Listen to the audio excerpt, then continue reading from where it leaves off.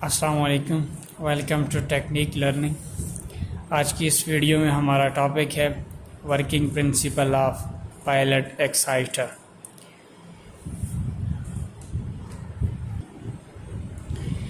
जैसा कि हम जानते हैं कि जनरेटर के अंदर तीन मेन इलेक्ट्रिकल पार्ट्स होते हैं। पहला है मेन एक्साइटर, दूसरा है जनरेटर और तीसरा है pilot exciter. Main exciter main generator की शाफ्ट के ऊपर लगी हुई वाइंडिंग, जो कि आर्मेचर वाइंडिंग होती है, उसको एक्साइट करता है। और मेन एक्साइटर को जो वोल्टेज फ्राहम करता है या एक्साइटेशन फ्राहम करता है, वो पायलट एक्साइटर फ्राहम करता है। एक्साइटेशन के लिहाज से जनरेटर की जनरली दो किस्में हैं। पहली है सेपरेटली एक्साइटेड जनरेटर और दूसरी है सेल्फ एक्साइटेड जनरेटर। तो ऐसे जनरेटर जो बग़ैर किसी बैरूनी एक्साइटेशन के या बैरूनी किसी भी एक्साइटेशन सोर्स के बग़ैर ख़ुद से स्टार्ट हो जाते हैं, सेल्फ एक्साइटेड जनरेटर कहलाते हैं। और ऐसे जनरेटर्स जिनको एक्साइटेशन के लिए बैरूनी सोर्स की ज़रूरत होती है, उन्हें हम नॉन सेल्फ एक्साइटेड या सेपरेटली एक्साइटेड जनरेटर कहते हैं। बेसिकली जनरेटर सेल्फ एक्साइटेड हो या सेपरेटली एक्साइटेड हो, दोनों का काम एक ही होता है कि मैकेनिकल पावर को इलेक्ट्रिकल पावर के अंदर तब्दील करना। यानी जनरेटर की जो डेफिनेशन होगी वो हम कह सकते हैं कि मैकेनिकल पावर को कन्वर्ट करता है इलेक्ट्रिकल पावर में। तो इलेक्ट्रिकल पावर के अंदर कन्वर्ट करने के लिए फैराडे फर्स्ट लॉ के मुताबिक जनरेटर की मेन शाफ्ट जो है वो घूमना चाहिए, क्योंकि फैराडे फर्स्ट लॉ के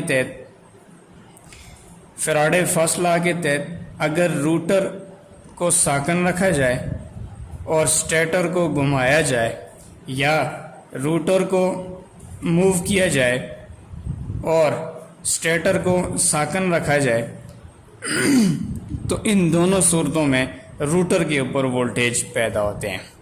रूटर के ऊपर बेसिकली स्टेटर वाइंडिंग की जाती है और स्टेटर के ऊपर रूटर वाली वाइंडिंग की जाती है, इसलिए कि रूटर मूव कर रहा होता है और मूविंग वाली जो वाइंडिंग है उससे वोल्टेज लेना मुश्किल होता है। और रूटर के ऊपर स्टेटर वाइंडिंग करते हैं जिसको खुद से सप्लाई दी जाती है और स्टेटर से वोल्टेज लेना आसान होता है। तो यहाँ जनरेटर की जो बात हो रही है, इसमें अगर रूटर को घुमाया जाए और स्टेटर को साकन रखा जाए, वाइंडिंग्स दोनों की चेंज होती हैं। रूटर के ऊपर स्टेटर वाइंडिंग होती है और स्टेटर के ऊपर रूटर वाइंडिंग होती है। तो रूटर या आर्मेचर को जब घुमाया जाता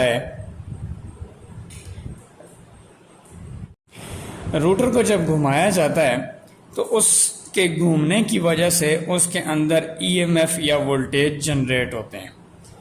ईएमएफ या वोल्टेज के जनरेट होने के लिए ज़रूरी है कि उस रूटर को किसी न किसी तरीके से घुमाया जाए। अब रूटर ख़ुद तो घूमता नहीं है, तो रूटर को एक एक्साइटेशन वोल्टेज दिए जाते हैं। जो हमारे पास पायलट एक्साइटर होता है, बेसिकली पायलट एक्साइटर के दो हिस्से होते हैं। एक उसका रूटर होता है और दूसरा उसका स्टेटर होता है।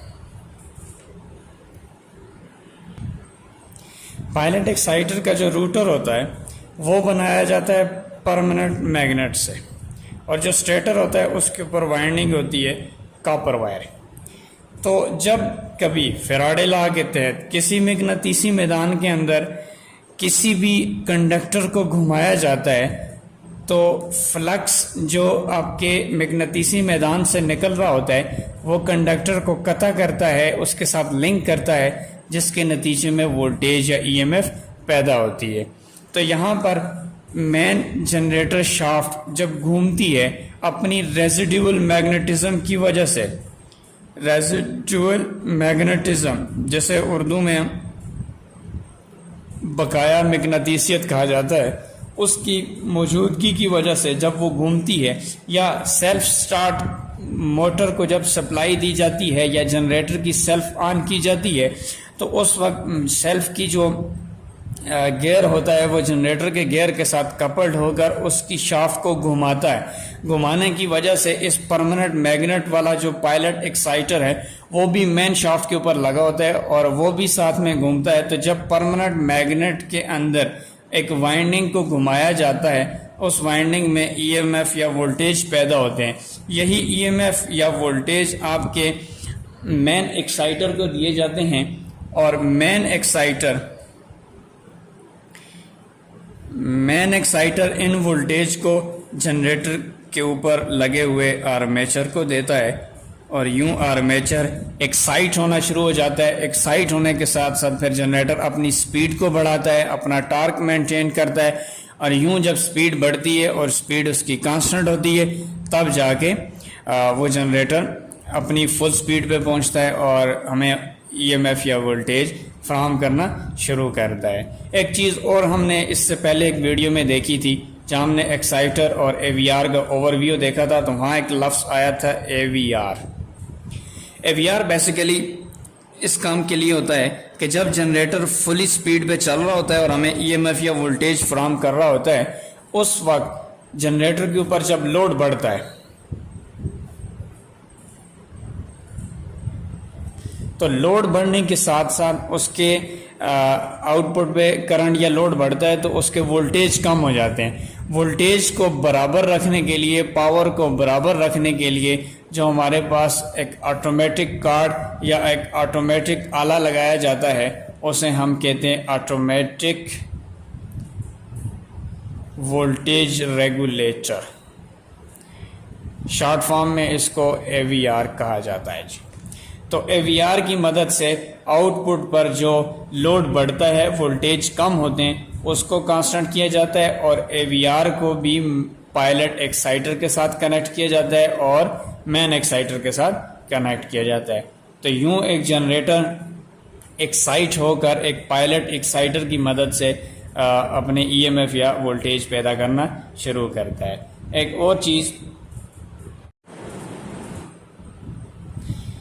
कि पायलट एक्साइटर के अंदर जब उसके वोल्टेज आउटपुट पर हमें मिलते हैं वो आके मेन एक्साइटर को मिलते हैं, यानी पायलट एक्साइटर से मेन एक्साइटर और मेन एक्साइटर के बाद आगे डायोड प्लेट होती है।